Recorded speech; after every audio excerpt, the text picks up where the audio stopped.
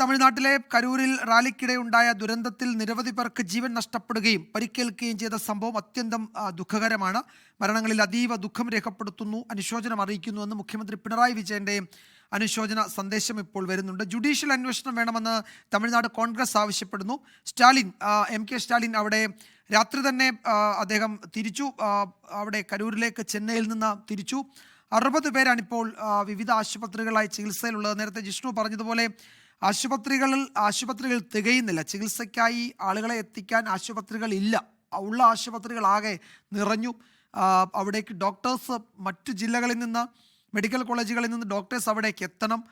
എങ്കിൽ മാത്രമേ അത് ചികിത്സയ്ക്ക് കൂടുതൽ ആളുകൾക്ക് ചികിത്സ നൽകാൻ കഴിയൂ എന്ന നിലയിലേക്ക് അവിടെ ആരോഗ്യ പ്രവർത്തകരുടെ അനിവാര്യത ആ മേഖലകളിൽ ഇപ്പോഴുണ്ട്. മറ്റു ജില്ലകളിൽ നിന്ന്, മറ്റു മെഡിക്കൽ കോളേജുകളിൽ നിന്നൊക്കെ വൈദ്യ സഹായവുമായി വാഹനങ്ങൾ അവിടേക്ക് പാഞ്ഞുകൊണ്ടിരിക്കുകയാണ്. മന്ത്രിമാരുടെ നേതൃത്വത്തിൽ അവിടെ പ്രത്യേകം ഈ കാര്യങ്ങൾ ഏകോപിപ്പിക്കാൻ മന്ത്രിമാരെ മുഖ്യമന്ത്രി ചുമതലപ്പെടുത്തിയിട്ടുണ്ട്. സെന്തിൽ ബാലാജി മുൻ മന്ത്രിയാണ്, ആ മേഖലയിലെ പ്രധാനപ്പെട്ട ഒരു നേതാവ് കൂടിയാണ്. അദ്ദേഹം അവിടെ ക്യാമ്പ് ചെയ്ത് കാര്യങ്ങൾ ഏകോപിപ്പിക്കുന്നുണ്ട്.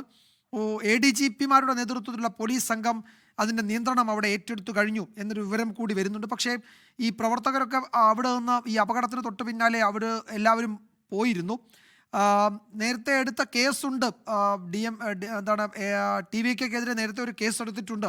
ഈ ചട്ടങ്ങൾ ലംഘിച്ച്, നിബന്ധനകൾ ലംഘിച്ച് റാലി നടത്തിയതിൻ്റെ ഒരു കേസുണ്ട്. ആ കേസിൻ്റെ കൂടെ ഇതും കൂടി ഉൾപ്പെടുത്തി നേതാക്കന്മാരെ പ്രതികളാക്കി പുതിയ കേസെടുക്കേണ്ടി വരും എന്നൊരു വിവരമുണ്ട്. നമ്മൾ നേരത്തെ കണ്ടതാണ്, ട്രിച്ചിയിലേക്ക്, കരൂരിൽ നിന്ന് എയർപോർട്ടിലേക്ക് ഏതാണ്ട് തല താഴ്ത്തിയാണ് വിജയ് മടങ്ങുന്നത്. മാധ്യമപ്രവർത്തകർ ചോദിക്കുന്നതിനോടൊന്നും പ്രതികരിക്കാതെ തല താഴ്ത്തി വിമാനത്താവളത്തിനകത്തേക്ക് പോകുന്ന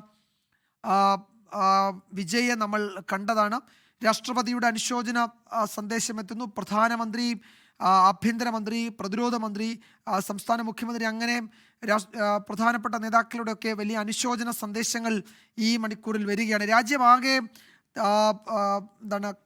കണ്ണീരടക്കാൻ പാടുപെടുന്ന കാഴ്ചകളാണ് ചെന്നൈയിൽ നിന്ന് നമ്മൾ കാണുന്നത്. 34 പേരുടെ മരണം ഇപ്പോൾ സ്ഥിരീകരിക്കുന്നുണ്ട്. പലരും അതിദാരുണമായാണ് മരിച്ചത് എന്ന് ദൃക്സാക്ഷികൾ പറയുന്നുണ്ട്. ഈ തിക്കിലും തിരക്കിലുമൊക്കെ വീണ് അവരുടെ മുകളിലൂടെ ആളുകൾ ചവിട്ടി കടന്നു പോവുകയും ശ്വാസം മുട്ടിയും ഒക്കെയാണ് പലരും ദാരുണമായി കൊല്ലപ്പെട്ടിരിക്കുന്നത്, മരിച്ചിരിക്കുന്നത്.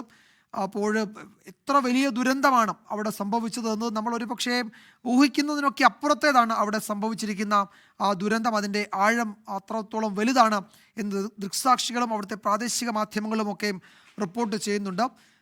ഈ അപകടത്തിന് ശേഷം എന്തൊക്കെ തുടർ നടപടികൾ അവിടെ ഉണ്ടാകുന്നുണ്ട്, പോലീസിൻ്റെ ഭാഗത്തുനിന്ന് ഉണ്ടാകുന്നുണ്ട് എന്നതൊക്കെ പരിശോധിക്കേണ്ടതുണ്ട്, അറിയേണ്ടതുണ്ട്. പോലീസിൻ്റെ ഭാഗത്ത് വലിയ വീഴ്ച പറ്റിയെന്നാണ് തമിഴ്നാട് BJP ഘടകം പറയുന്നത്. വേണ്ടത്ര സുരക്ഷാ ക്രമീകരണങ്ങൾ ഒരുക്കാതെ റാലിക്ക് സംഘാടകരെ വിട്ടുകൊടുത്തു എന്നതാണ് BJP അവിടെ ഉയർത്തുന്ന വിമർശനം. എന്തായാലും ഈ ദൃശ്യങ്ങളിലൊക്കെ കാണാം, വിജയ് തലകുനിച്ചാണ് മടങ്ങുന്നത്. ആരുടെ ചോദ്യങ്ങളോടും പ്രതികരിക്കുന്നില്ല. അദ്ദേഹത്തിൻ്റെ രാഷ്ട്രീയ ജീവിതം അങ്ങോട്ട് തുടങ്ങി വരുന്നതേ ഉണ്ടായിരുന്നുള്ളൂ. ആ തുടക്കത്തിൽ തന്നെ ഉണ്ടായ വലിയ തിരിച്ചടി, ആ തിരിച്ചടി രാഷ്ട്രീയമായ തിരിച്ചടി എന്നതിനപ്പുറത്തേക്ക് 34 ജീവൻ നഷ്ടപ്പെട്ട ഒരു റാലി, അവിടെ അത്തരമൊരു റാലി നടത്താൻ പാടില്ലായിരുന്നു എന്നത് അതോറിറ്റീസ് മുഴുവൻ നൽകിയ മുന്നറിയിപ്പ് അവഗണിച്ച് അതിനെയൊക്കെ വെല്ലുവിളിച്ച് നടത്തിയ ഒരു റാലി വലിയ ദുരന്തത്തിൽ കലാശിച്ചതിൻ്റെ വിവരമാണ് ഇപ്പോൾ വരുന്നത്. ചെന്നൈയിൽ നിന്നും അതുപോലെ കരൂരിൽ നിന്നും മുഹമ്മദ് റഹീസ് ഒരിക്കൽ കൂടി ചേരുന്നുണ്ട്. റഹീസ്, പുതിയ വിവരങ്ങൾ എന്തൊക്കെയാണ്? ഇപ്പോൾ വിജയ് അവിടെ നിന്ന് മടങ്ങി ചെന്നൈയിലേക്ക് രാത്രി തന്നെ വരുന്നുണ്ട് എന്നൊരു വിവരമാണ് ഇപ്പോൾ കിട്ടുന്നത്. മുഖ്യമന്ത്രി ചെന്നൈയിൽ നിന്ന് കരൂരിലേക്ക് ഈ രക്ഷാപ്രവർത്തനത്തിന് നേതൃത്വം നൽകുന്നതിനായി മുഖ്യമന്ത്രി എത്തുന്നുണ്ട്. 34 മരണം എന്നതാണ് ഇപ്പോൾ ഏതാണ്ട് സ്ഥിരീകരിച്ച വിവരങ്ങളായി വരുന്നത്. 60ഓളം പേർ വിവിധ ആശുപത്രികളിൽ ചികിത്സയിലാണ്. അവിടെ നേരിടുന്ന വലിയ ബുദ്ധിമുട്ട് ഡോക്ടേഴ്സിൻ്റെ അപര്യാപ്തത, മെഡിക്കൽ അടിസ്ഥാന സൗകര്യങ്ങളുടെ അപര്യാപ്തത ഉണ്ട്. അത് പരിഹരിക്കാൻ മറ്റു ജില്ലകളിൽ നിന്നുള്ള ആരോഗ്യ പ്രവർത്തകർ അവിടേക്ക് എത്തുന്നു എന്ന് പറയുന്നു. എന്താണ് അവിടുത്തെ പുതിയ വിവരങ്ങൾ റഹീസ്?